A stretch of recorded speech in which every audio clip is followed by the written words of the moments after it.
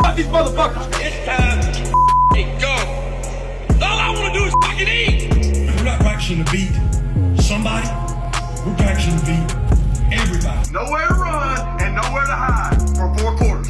They got to see us in our house for 4 quarters. They got to look us in the eye for 4. This is about us and our family and our house. This is about us. This is our mentality. We ain't backing down. We ain't running. Set a tone, send a message. This is our house. Physical toughness wins in football now. And if you in this room, you got it. And if you come in here, you better believe in it. Because this physical toughness, it's what makes the difference. Elite focus. That's all I'm doing to the guy across from me. I'm fixing to whip his ass. Not in my box. Not today. It's about us. It's about our family. We attack. You take that helmet and you strike them. And you strike them and you strike them. That's how you get respect. Now I am going to pick shit out of them. Physically, I want to break them.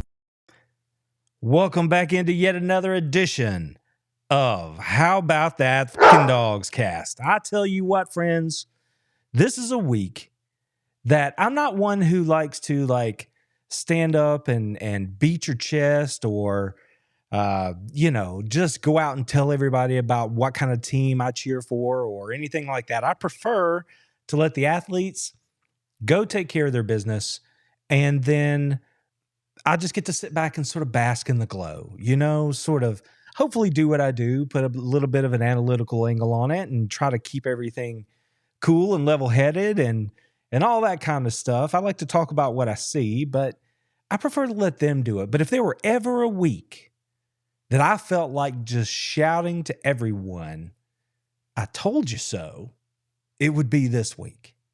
You can't tell me nothing right now, friends. The Dogs went out there and put an absolute tail kicking on those hated Gators. My number one rivalry, my game of the year. Oh, I feel good about it. And it's not that they won, right? I'm thrilled that they won, but it's how they won. All 3 phases of the game. Offense looked great. We're going to talk about that. Defense looked great. Oh, we're going to talk about that too. Special teams chipped in. Yeah. I love all of the various things that can happen on special teams. I'm a big special teams fan. I really, really think it's an important part of the game. And I believe that a big special teams play can turn a game, right? I think it's a crucial part. There are a lot of hidden yards in the special teams game. But is there anything better than a punt block? You hear that double thump, right? Oh, and who got it? A freshman, Jonel Aguero. We're going to talk about that too. Maybe the only thing better than a punt block is a punt block and a score, which they achieved. I wish it could have been a touchdown, but you can't help the way the funny shaped ball bounces. That's okay though. Seriously, y'all, I kid a little bit, but those Dogs looked fantastic against Florida. Coming off the bye week, absolutely no slowdown in their game. I mentioned it last week. This team has been growing, and it feels like we are taking the first steps on what is going to become what I will affectionately refer to as the Kirby Death March. I mean, because from here forward, the stakes get ratcheted up. Every week, there's something for the Dogs to chase. And when you put something in front of them, they find that extra gear. People wonder how that is and why that happens, and we'll dance all around this throughout this podcast this evening, but it all comes back to the fact that Kirby has built a program that only expects greatness. And they understand what it takes to get there. The way you do anything is the way you do everything. So if it's tight in the fourth quarter, that's not when they're going to decide to turn it on, right? They were locked in and focused from before the opening kickoff. And even still, even with everything we've seen, you've still got people out there, even some Bulldog fans, who want to point to the fact that, well, they let Florida go right down the field and score. These other coaches are pretty good at what they do. The other players, they're on scholarship too. You give a team 2 weeks to prepare, even a week. If the offensive coordinator knows what he's doing, you can get out there, script a set of plays that you think are going to be effective against what you've seen on tape so far.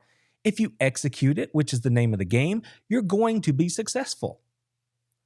What matters is that whether it's Vanderbilt, where something like that happened, whether it's Florida, whether it's South Carolina, what matters is what that defense does the rest of the game.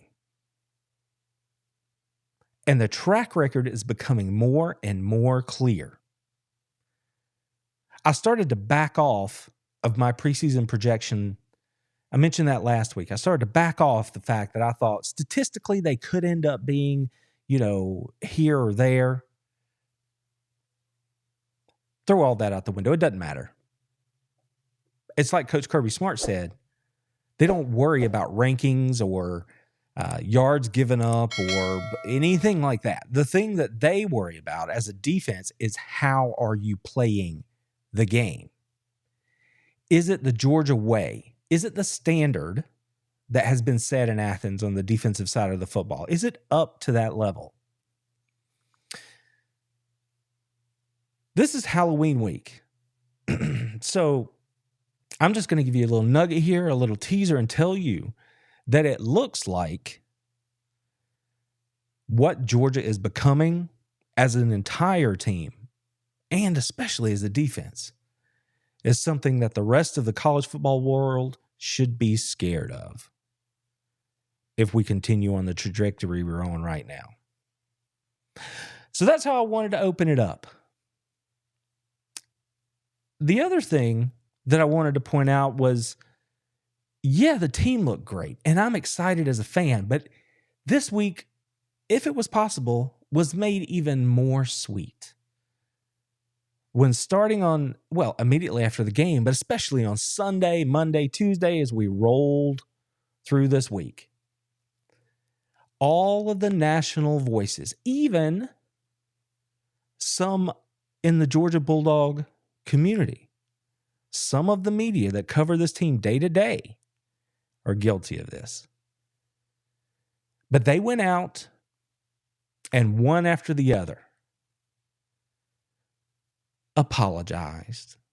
Not to me or to the team or to anything like that. No, it was just a generic mea culpa.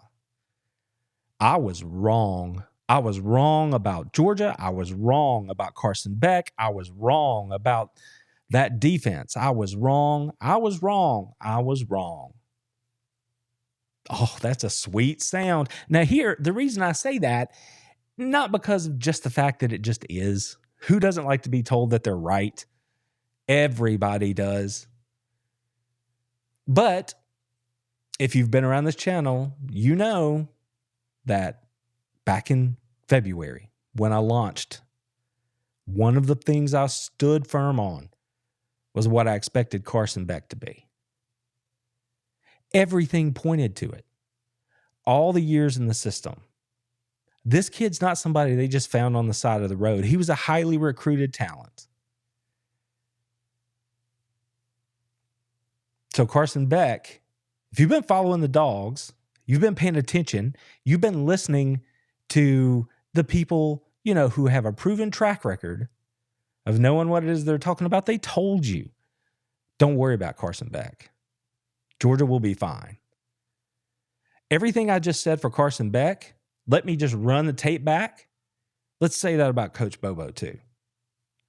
Let's recognize the good work that has been done in Athens right now by their new offensive coordinator. Over the last 2 draft cycles, so including players that were taken in the draft, undrafted free agents, the Dogs have lost 54 top-tier players. Out of those 54, of course they've had to replace them, and most of them they replaced via recruiting, the traditional method. They've only taken, I believe the number's 5 transfers. These national types who have tens of thousands of followers, subscribers, all this year have been telling you Georgia cannot be what they have been. It is impossible. At some point, it has to catch up to you. And yet again, they had to own it and say, I am done questioning Kirby Smart and what he's doing in Athens. Now, as somebody who's in front of the camera now, as someone who's been in the business for 25 years, they are not done questioning. Whatever. That's fine. Ask your questions. Just don't act so shocked when you get an answer that you don't really like. Well, I don't want to paint them as rooting against Georgia. But there is that generic feel in the sport of college football when someone has so much success, you just want somebody to beat them, right? That's what happens. Some are even caught on camera saying as much. Roman Harper. I kind of like Roman, but still, he's a Bama guy.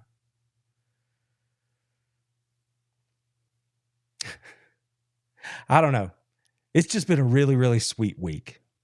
I guess that's what I'm saying. And I hope that being Georgia Bulldog people who are on this channel and who circle or exist in the circles that I expect that you do, I hope that you have heard some of this. I hope that you have savored it like that creme brulee at the end of dinner, right? That really rich, sweet, delicious treat at the end.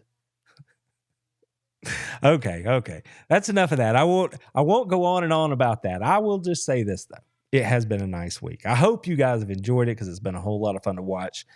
We cannot be feeling any better as Georgia Bulldogs right now. So, 19 didn't play. No Bowers, no problem. A 20-plus point victory over your number one rival in a game that Kirby Smart and Glenn Schumann and Mike Bobo are telling their charges is the beginning. What matters at Georgia is what you do from the Florida game the rest of the way. That's the new reality. Any and everything that you saw this Georgia Bulldogs team do up to this point in the season, you can just leave it behind. It was all part of the plan, whether they were, putting in young players to build depth or whether they had to because of injuries or whatever it was. Anything that didn't feel right to you the first half of the season, let it go. Because if you caught it on the SEC Inside edition this week, the Georgia-Florida edition, they said those words almost verbatim. What matters is the mission. Then the team, then me. From the Florida game forward. 19 didn't play, and it could turn out to be the best thing that happened to this Georgia Bulldogs team. Forget everybody's like, you need a loss here or a loss there to get their mind right. This team doesn't seem to exist in that headspace under Coach Kirby Smart. But when something happened beyond their control to a player that, well, damn near everybody seemed to tell us was the reason, the only reason, Georgia was undefeated. And then the Dogs go out on the field and look more explosive, more prepared, more on fire than they have, with the exception of one other game this season. I think they feel it. I believe that they feel it. If you were ever an athlete and you competed for any kind of championship, especially if you were able to do it for more than 1 year, right? You were always in the running for it. There's a certain feeling that you get, and the whole time you're just winning your games, you're working on what you're doing, you're working on your craft, you're doing all that kind of stuff. Nobody's looking except on game day, but you're working. And then you feel it come together on the field in a game. and you're like, oh boy, here we go. You know that feeling. You know what good football looks like. You know, pick your sport, what excellence looks like, feels like. There's a certain confidence that goes with it. I think that's what we're getting into with this Georgia Bulldog team. I think they can feel it. They see some of the things that we're about to get into here. And they know they have not played their best. They know they can be much, much better, with the understanding that they're already pretty good. And I believe in that coaching staff to pull that together, pull them forward, focus that energy, and get that Kirby Death March rolling as we head down the stretch here through November. So let's talk about it a little bit. Let's break it down. Carson Beck, outstanding. 300 plus yards in 4 of his last 5 games. If you're not talking about Carson Beck, and the statistics go on from there, third down conversion here, running the offense, getting them in the right play there, being a leader of men as the quarterback on the team, all of those things. If you are not putting respect on Carson Beck's name at this point, I can't help you. I don't know what else you need to see. He could probably go and be drafted this season. All the tools, all the measurables. He's in a pro system. But this projects to be a deep quarterback class. We'll see. If Georgia goes on and wins the national championship, he's probably going to pause and give it a thought about his future. If he comes back, oh boy, get ready for that. That trip to Austin, that trip to Tuscaloosa next year with a second-year starting quarterback, his 5th year in the program at that point, 4th year under the same offensive system. That makes me smile, Dog fans. Knowing what would be coming back with him on both sides of the ball and in the special teams room, that's a good thought. How about the run game?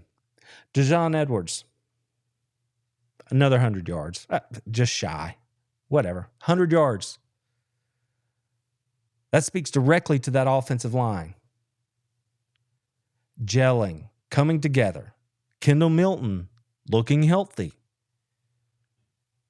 Banging on folks there in the second half. 84, Ladd McConkey. How huge is that little guy? And I mean little in the most positive way possible. Superstar. Watch his route running. Watch him sink his hips. Watch his quickness in small spaces. How is he always open? That's how. It's those little things done at an exemplary level. Creating a little bit of space here. An extra foot there. Ladd McConkey, the back half of the season, could turn out to be, I mean, at this point, there are probably, if I had to pick 3 MVP type players for Georgia at this point, one, you have to put Carson Beck in there because he's been there the whole time. You have to put Daijun Edwards in there because he's been there. Since he got healthy, he's over almost to 600 yards rushing just since his return. It's made all the difference in the world. And if Ladd continues to do what he's doing right now the rest of the season, he would have to be in that conversation. Now, of course, Brock would have been in there for the first half of the season. But I don't mean to gloss over Brock, but let's look around. Let's see who else is there while we can. The performances that Edwards and McConkey have had when Georgia needed it the most cannot be overstated. There's a whole lot of hand-wringing and a whole lot of debate and talk and wonder about how Georgia's young tight ends were going to do. Now, if you've listened to me and some other people who have tried to sort of help you focus on the cloud that is all of the college football news that's out there, you knew that it wasn't the tight ends necessarily that were going to replace 19 in offensive production for the Dogs. It was going to have to be a myriad of people, 84 included. Dominic Lovett, number 6, included. Dom had nearly 100 yards this week. The week before that, he had 9 catches. Somebody's starting to heat up with his old teammates coming to town. I'm excited to see what he's going to do with that. But let's talk about those tight ends because everybody wanted to. Those young tight ends. The 4th down touchdown against Florida. Lawson Lucky's block, critical. That wasn't the only time in the game it happened, but that's one that's easy to point to. He got it done in the blocking, running scheme when people questioned whether or not he was big-bodied enough to do that. Put his hand in the dirt and move somebody. And he absolutely did. Oscar Delp, he's out there making one-handed catches. I will be right back, guys. Stand by.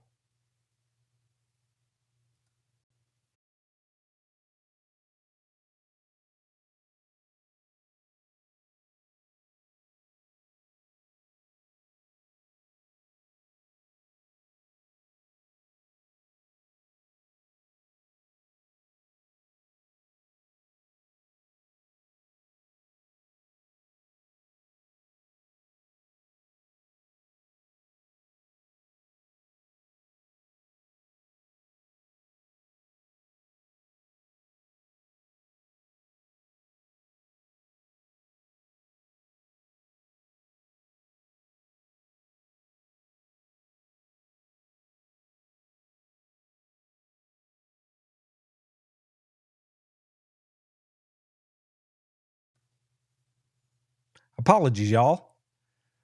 Live happens live. My camera just, I don't know, had a thing. So here we are, though.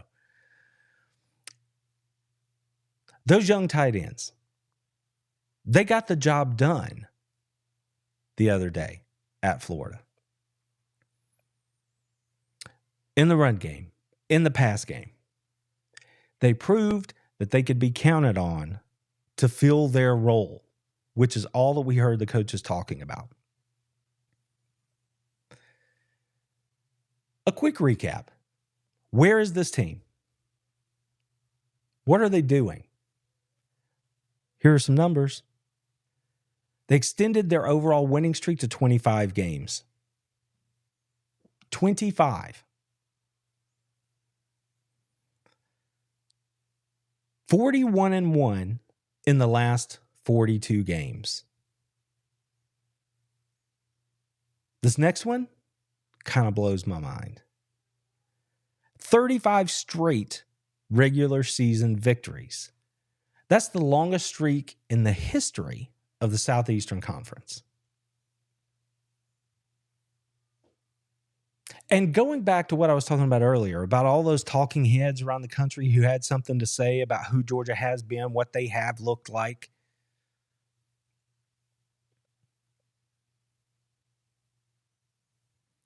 I heard them say, and they admitted as much on their shows, it's starting to sort of make them sick. It's starting to sort of make them feel just not great about college football, because make no mistake, whatever you want to say or agree to about Georgia's schedule, the next games that are in front of them, the next 3 games that are in front of them, that is by far the most stringent test they will have faced this season, if for no other reason than because they come in succession with no break right? No UConn or something like that on the schedule. You would think it might wear them down, if nothing else. But just today, I heard the national voices with thousands of followers,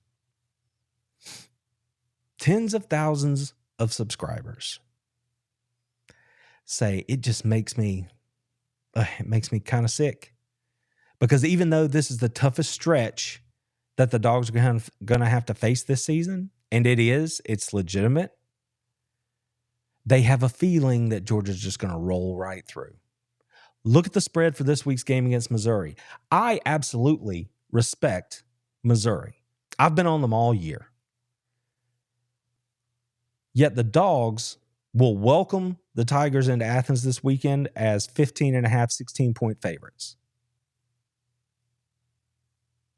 Against what most people consider to be their greatest hurdle left in the SEC East. The other spreads, I don't know. I'm sure you can find them if you care. But Georgia's going to be favored in every one of those games. And it's just killing people. It's killing them.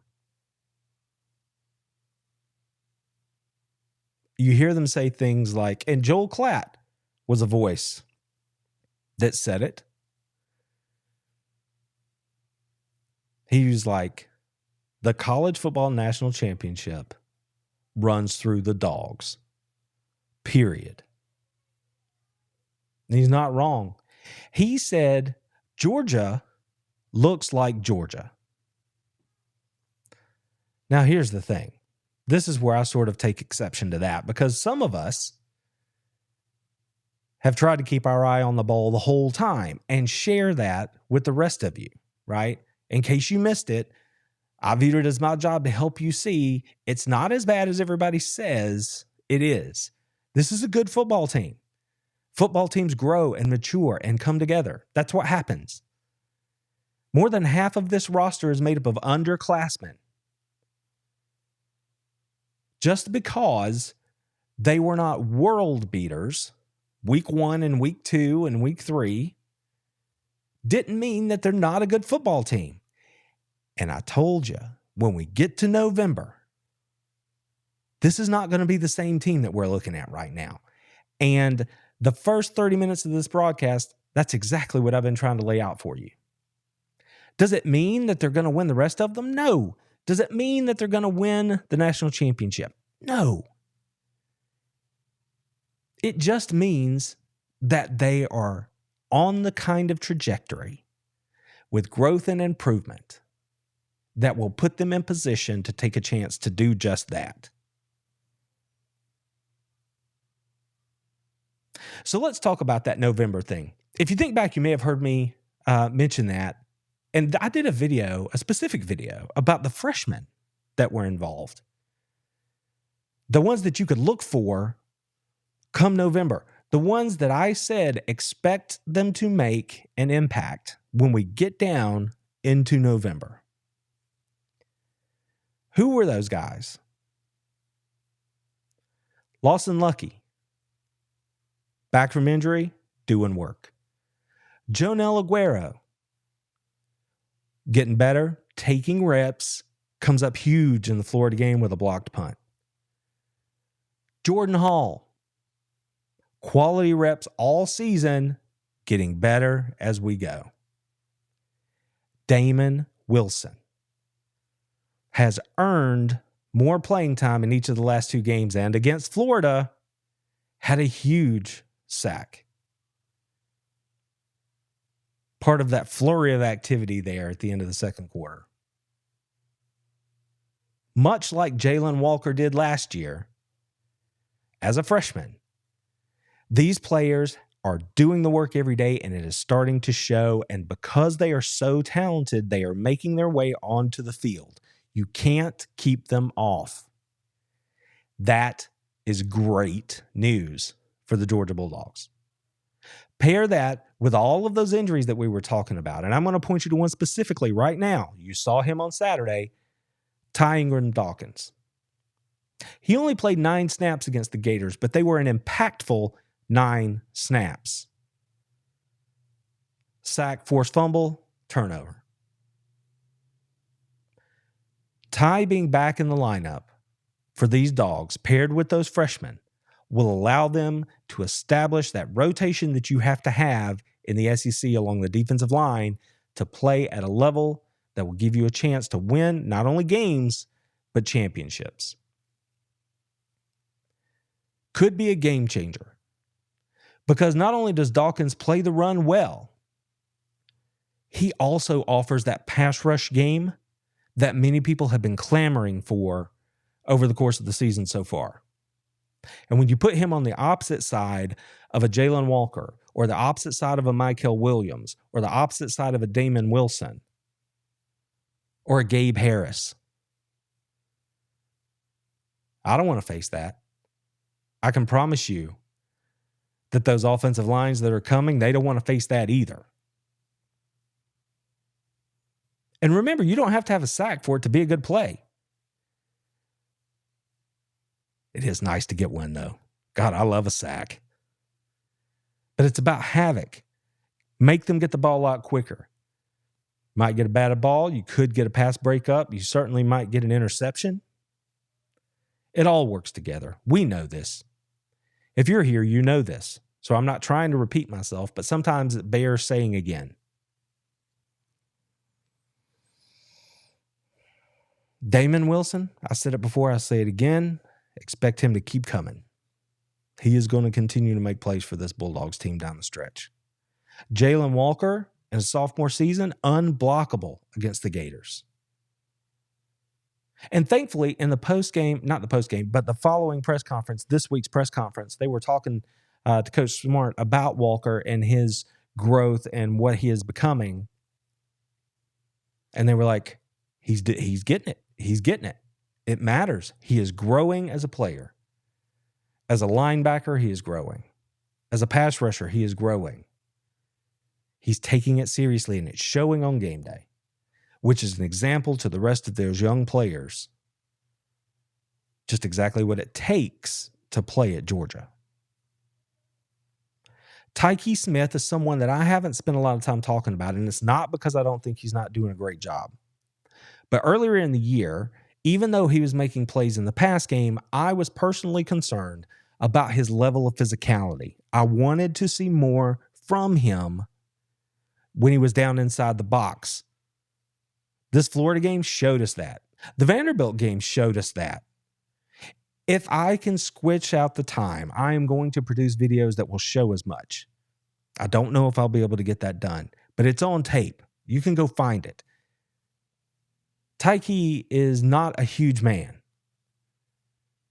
But in the Florida game and in the Vanderbilt game, you can see him on tape setting the edge like an outside linebacker. Or when they get out into what Coach Smart affectionately calls millennial Oklahoma situations, you see him bringing the kind of physical nature that you need to be successful in this Georgia defense. And what about the play he made in the pass game this week?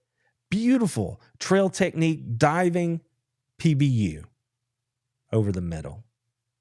TYKEE Smith, I just wanted you to know, I see you bringing the physicality, and you are currently playing at an all-SEC level, for sure. For sure. Keep it up. Doing great. If you're all friends with TYKEE, send this to him. Let's talk about the fourth down stop for just a second and what that means for this team and this coaching staff. Say what you will about Billy Napier and the play call and all that. Personally, I thought it was a pretty cool play call. I know, or I feel like Florida, they knew that they were going to have a hard time generating explosive plays. They thought that this might be an opportunity to do that. And even if you don't agree with all that, it was just basically a pretty cool play design. Snap the ball to the running back, right? You fake that push play, and the execution is what it is. I enjoyed the play design, though. But let's talk about what Georgia did to it. First, right before the ball was snapped, when Mertz comes to the line of scrimmage, you see JDJ shift his lineman down inside. make a call about telling them how to play the quarterback sneak. Then the ball is snapped, and what happens? Immediately, you see Smile attack the football. His responsibilities were taken away when they got all bunched up. So anything outside or on the edge or any of that, he didn't have to worry about. It was see ball, get ball, and he went and got it. And on the back end, he had a lot of help because there was nowhere to throw that football. Nobody was out of step. Every receiver was covered. That simply speaks to the level of coaching and preparation from that defensive coaching staff that put them in position to know what to do, how to do it, and when to do it. Changed the game. Cannot be overstated how big that play was in that football game. The Dogs are just, when the rest of the college football looks at what's happening in Athens right now, it has to be giving them the sads a little bit. Because for 2 weeks, all we heard, Georgia is going down. Your season is over. Now, admittedly, those people are what we would less than affectionately refer to as casual fans. We all know that's not how football works. But, oh, it felt like they wanted it to be that way so badly. And then the Dogs roll right on the field. 19, the number one cheerleader in a boot. And just, what was the word I used last week? Mollywopped the Florida Gators. Just beat the ever-living soul out of them. That has to be a depressing feeling and thought for the rest of college football. It kind of feels like if you were going to get Georgia, you should have already gotten them. I know this sounds weird to me saying it. This is not the way I generally refer to my team and what I expect they're going to do from here on out. But I really, really do feel good about this football team. I just really think that they're going to continue to improve, sharpen their edge, and go hunt. Because once you get a little taste of it, once the blood is in the water, once there is a championship on the line, which is what we're looking at Saturday against Missouri, it's just different. And I think this team gets it. I think they get it. We know they're being told by the coaching staff, but I think that they understand it.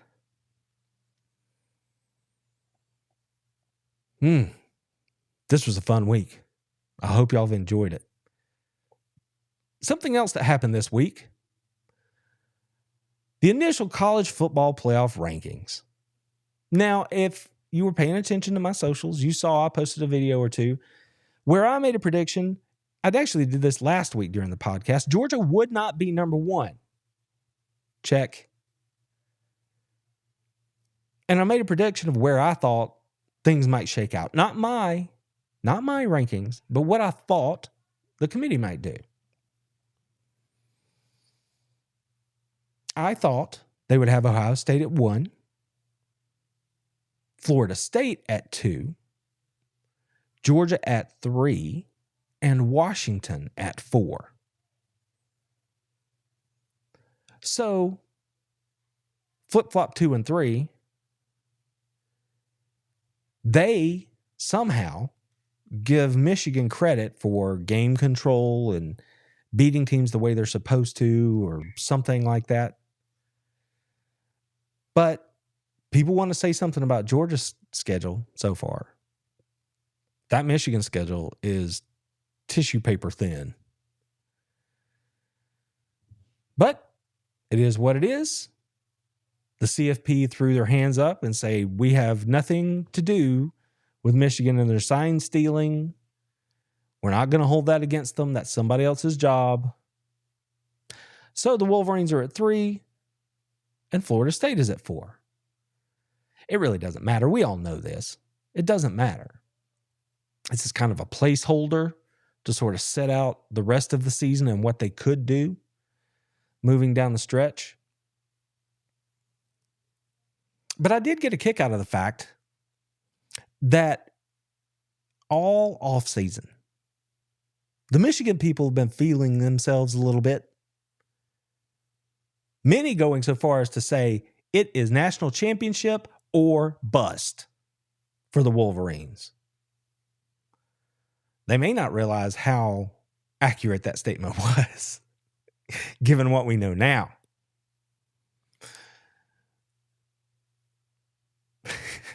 But all they wanted to tell me was that they were going to crush Georgia if they have a shot. Once they meet, Georgia stands no chance.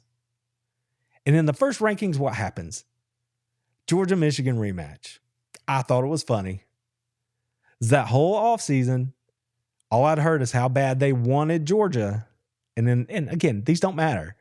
But to see their pairing being against the Dogs, I just wonder how many of them were like, that's a little too real.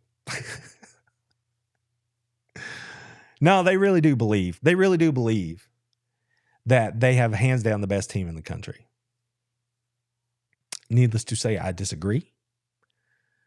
But that's how they feel. So cheer for your team.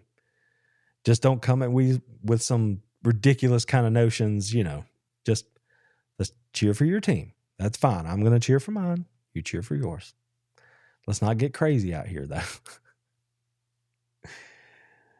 So the CFP will take care of itself, right? Everybody's got to play. Teams are going to get knocked off. It's going to sort itself out. I'm not concerned about that, but I did want to mention it.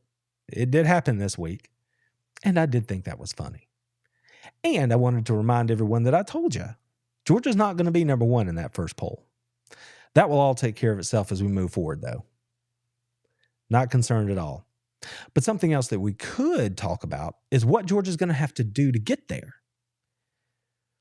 I think, in fairness to Michigan, I think their strength of schedule the rest of the way, based on where we are in the season right now, is really high. It might even be the toughest. I don't know. I didn't look it up.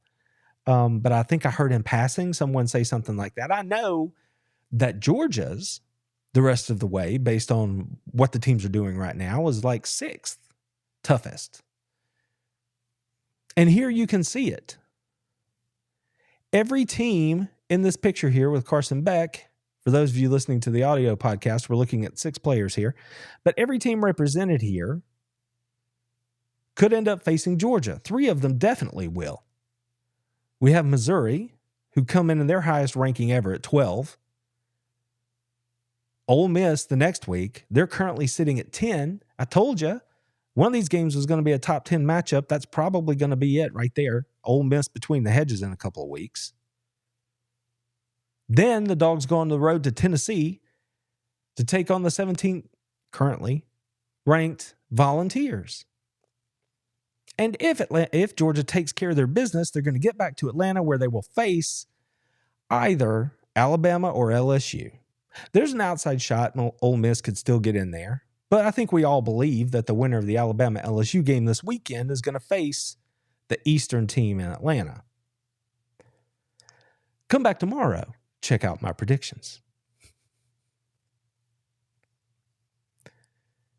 So all that talk, not just about Georgia, but about the SEC earlier in the year, about how down it was, about how it's not any good, and then all the internet garbage that you read and hear. At the end of the day, when the votes that matter came in, no conference was more represented than the Southeastern Conference. As much as the rest of the country may want that to change, at least according to the voices that matter, the SEC is still the premier conference in college football. So just like every year, If Georgia gets to Atlanta, they will earn it, as will the representative from the West. And it is going to be interesting to see as these teams try to navigate their way there. That is going to be fun to watch.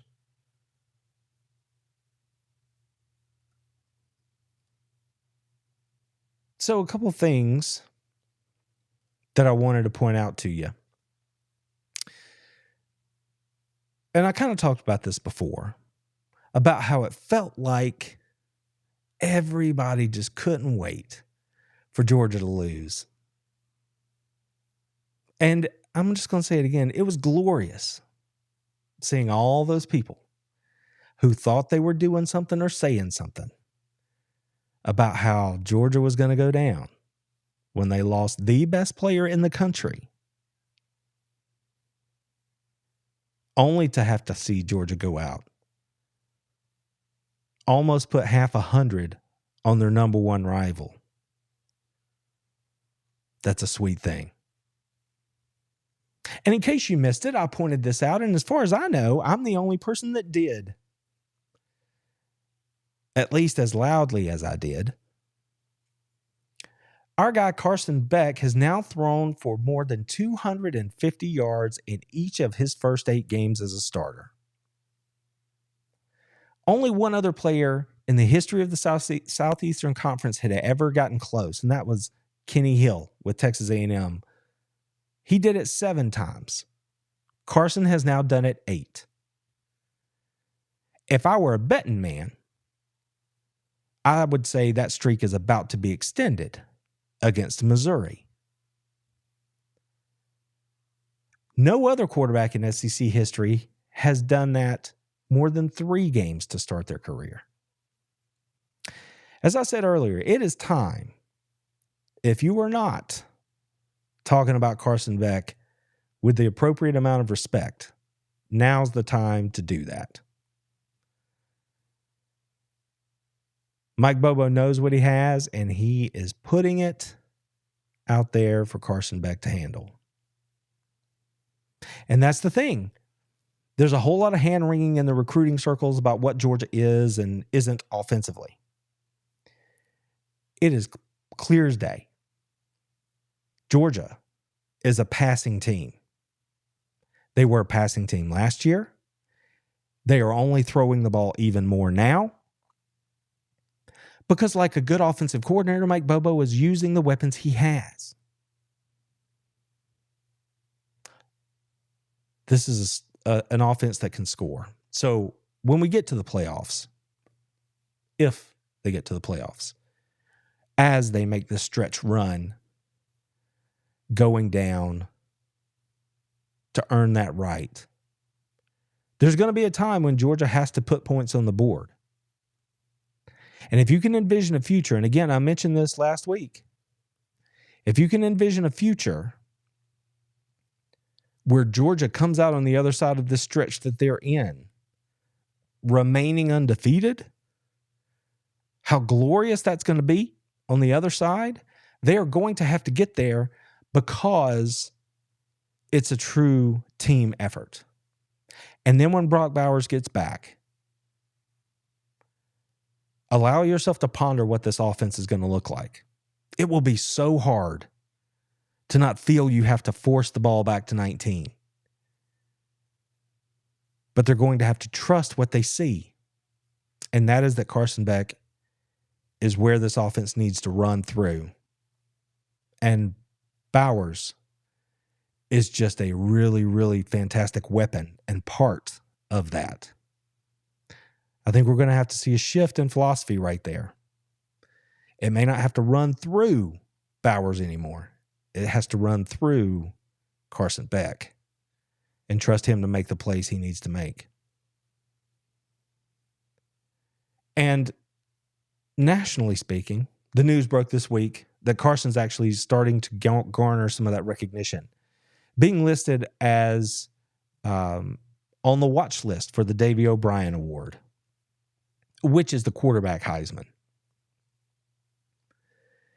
If 15 continues to progress the way he is, continues to put up the kind of numbers that he's been putting up, there is zero reason to doubt that he is going to keep himself in the conversation for both the Davey O'Brien and the Heisman as we move closer to the end of the season. This ranking from the CFP will take care of itself. It will move right up the board. At the end of the day, nothing has changed.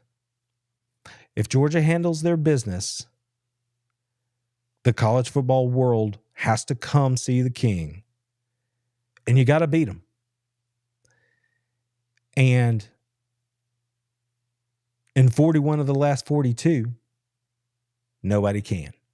In 25 straight, nobody can. So, this is going to be fun to watch. Mission, team, me. This is about hunting. The Dogs are hunting yet another SEC Eastern title, another SEC championship, another trip to the college football playoff, and their third consecutive national title.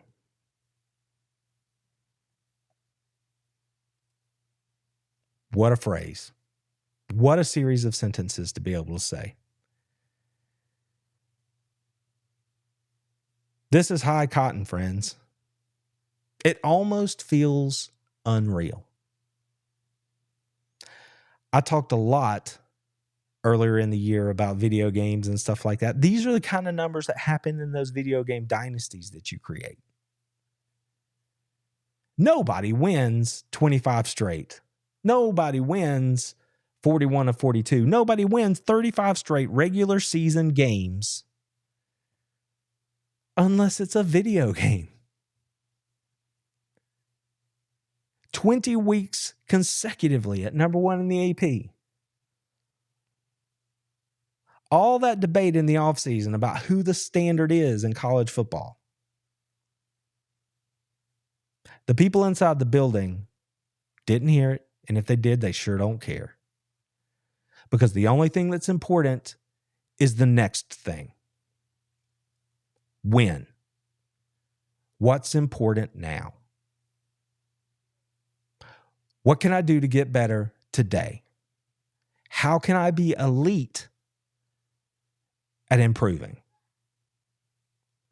That is what this football team is about. That is what Kirby Smart's Georgia Bulldog football program is about. And we are fortunate enough to be fans of this program, of this university. And we should absolutely be proud of what they're doing and how they're doing it.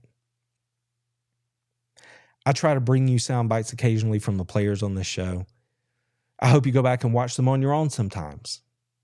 These are quality young people and outstanding football players. And I, for one, am proud every day to be a Georgia Bulldog. So Missouri's on tap, a big one between the hedges. The SEC East title essentially is on the line. I expect Georgia's going to handle their business. I expect it's going to be fun to watch. So make sure that you settle in this weekend. Enjoy the games. Take care of yourselves. Take care of your families. Hug your loved ones close. Enjoy the games. And I'll see you on the other side. Until next week. Go Dogs! Told them, how about them fucking dogs? That's what I told them.